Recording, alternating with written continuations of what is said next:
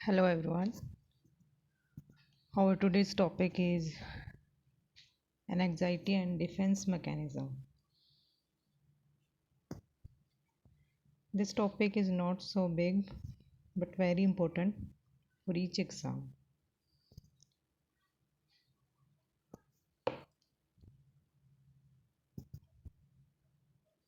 Mostly exam में इसको topic से क्वेश्चन पूछे जाते हैं, तो प्लीज़ केयरफुली इसको ध्यान से कीजिएगा.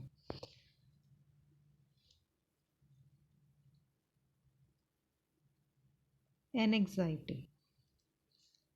Anxiety, what is the meaning of anxiety? कोई भी फियर, डर जो हमारे माइंड में होता है किसी भी सिचुएशन को लेकर,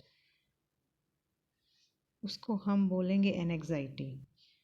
इसको हम 3 टाइप्स में डिवाइड करते हैं. First social anxiety, real anxiety and third is neurotic anxiety. अब हम इसको एक एक को लेके डिस्कस करेंगे. सोशल एनएग्जाइटी होता है सामाजिक जो डर होता है हमारा. वो क्या होता है? जब भी हम समाज में रहते हैं, कई बार किसी चीज़ को लेकर लोगों की एक धारणा बन जाती है कि ये पर्टिकुलर चीज़ ऐसी होनी चाहिए, लड़का ऐसी ड्रेस पहनेगा, लड़की ऐसी ड्रेस पहनेगी. उसी को लेकर हमारे अंदर एक डर होता है. That is called social anxiety. Second is real anxiety. It is related to the exam. Exam के टाइम पे जो हम टेंशन लेते हैं, हमारा एग्ज़ाम कैसा होगा, क्या क्वेश्चन आएंगे, हम कितना स्कोर कर पाएंगे, अच्छा आएगा, बुरा आएगा. जब हम इसके बारे में ज़्यादा सोचने लग जाते हैं तो उसको हम बोलते हैं real anxiety. And third one is और न्यूरोटिक एनएग्जाइटी.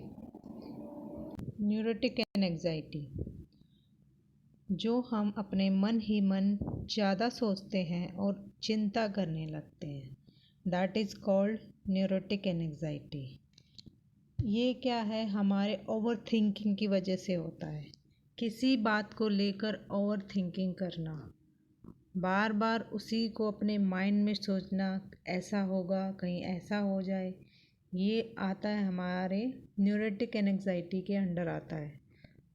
तो यहाँ पर हमने 3 टाइप्स की एनएग्जाइटी पढ़ी. Social anxiety, real and neurotic.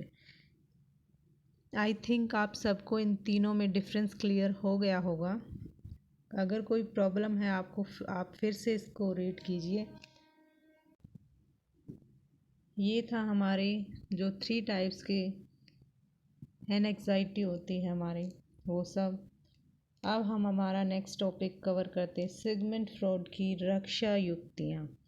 रक्षा युक्तियों को हम डिफेंस मैकेनिज़्म बोलते हैं. ये टेम्परेरी होते हैं, ये परमानेंट नहीं होते हैं.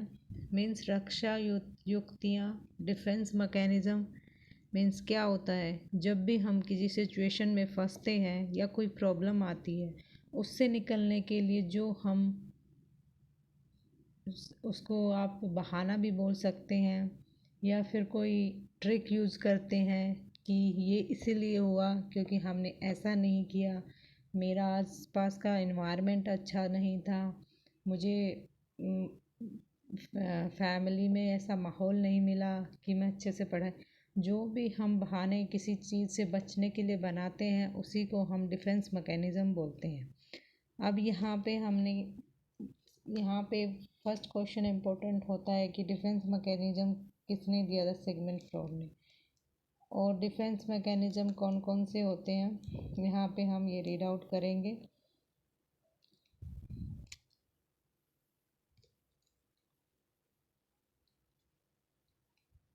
जैसा कि हमने ऊपर किया था कि जो डिफेंस मैकेनिज़्म क्या होते हैं. जब भी हम दुखी होते हैं, बुराई मिलती हमें किसी चीज़ से या किसी बात से हमें कष्ट होता है, उस चीज़ से बचने के लिए हम कुछ बहाने बनाते हैं. उसी को हम क्या बोलते हैं? Defence mechanism. अगर हम इसको डिफेंस मैकेनिज़्म को डिफ़ाइन करें तो कैसे? परीक्षा में फ़ेल होने पर यह कहना है. एग्ज़ाम्पल के थ्रू हम इसको ले सकते हैं. जब हम परीक्षा में फ़ेल हो जाते हैं तो हम क्या बोलते हैं कि ये टीचर अच्छा नहीं पढ़ाता था, इस वजह से हम फेल हुए हैं। ठीक है, अब नेक्स्ट हम आते हैं इसकी टाइप्स में। डिफेंस मैकेनिज्म कौन कौन से टाइप्स के होते हैं। तो फर्स्ट है हमारा रैशनलाइजेशन। रैशनलाइजेशन का क्या मीनिंग होता है, सामान्य अर्थ में बहाने बनाना।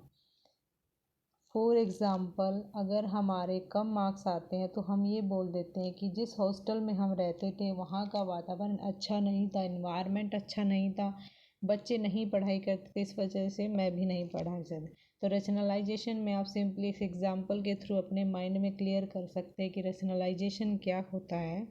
कि कोई भी जब हम हमारे कम मार्क्स बोल आते हैं तो हम बोलते हैं हमारा कक्षा का या हॉस्टल का इन्वायरमेंट अच्छा नहीं था। नेक्स्ट होता है हमारा रिग्रेशन, पीछे की ओर लौटना या और बच्चों की तरह व्यवहार करना।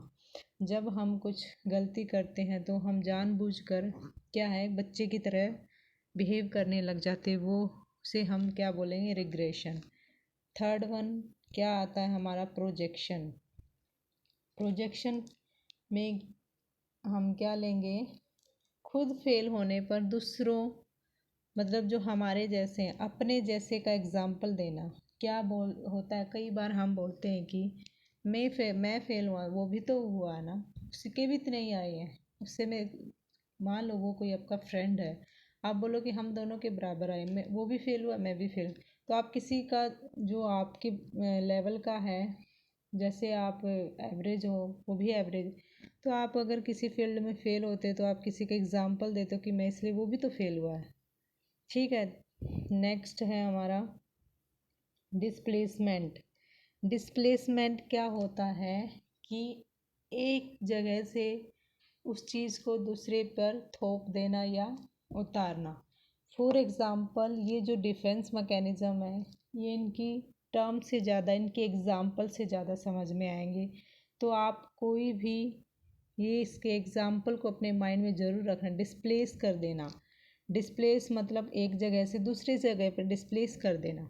ऑफिस से गुस्से में, फॉर एग्ज़ाम्पल कई बार ऐसा होता है कि हस्बैंड होता है कि ऑफिस में कुछ बॉस से उसकी कहासुनी हो जाती है, तो क्या करता है घर पर जैसे ही अपने घर पर जाता है वो अपना सारा गुस्सा अपनी वाइफ पे निकाल देता है। तो यहाँ पे हम डिस्प्लेसमेंट कैसे बोल सकते हैं, यहाँ पे उसने क्या किया, उसका गुस्सा किसकी वजह से था, उसका गुस्सा किसकी वजह से था, ऑफिस की वजह से, बॉस की वजह से, लेकिन उसने अपना गुस्सा कहाँ पर डिस्प्लेस किया, अपनी वाइफ की।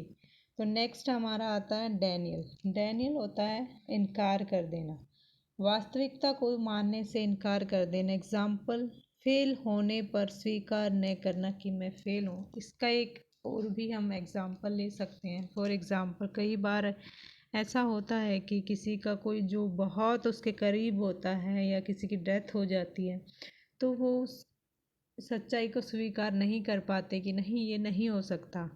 तो वो हमारा आता है इस डिफेंस मैकेनिज्म के अंडर।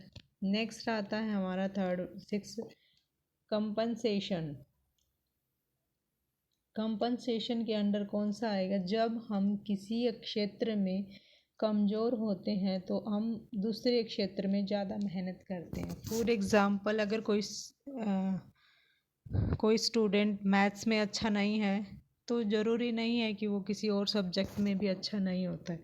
तो जब हम एक फील्ड को छोड़कर जो जो जिसमें हम परफेक्ट नहीं कर पा रहे हैं तो हम उसको छोड़कर उससे ज़्यादा डबल मेहनत करके हम दूसरे में अपना आउटपुट देते हैं।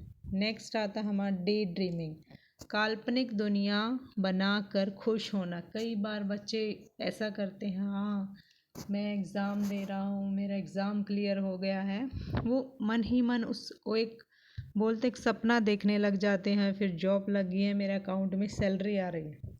ये सब क्या है कि वो रियल नहीं है, सब काल्पनिक है। ऐसा ड्रीम देखना जो काल्पनिक हो, सच्चाई से उसका कोई रिलेशन नहीं होता है, और उसी को सच मानकर वो खुश रहता है।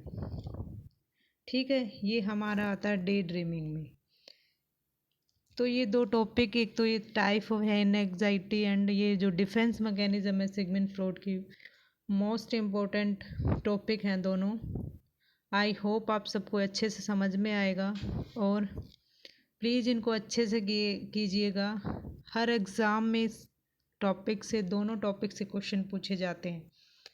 ओके, मिलते हैं नेक्स्ट वीडियो में।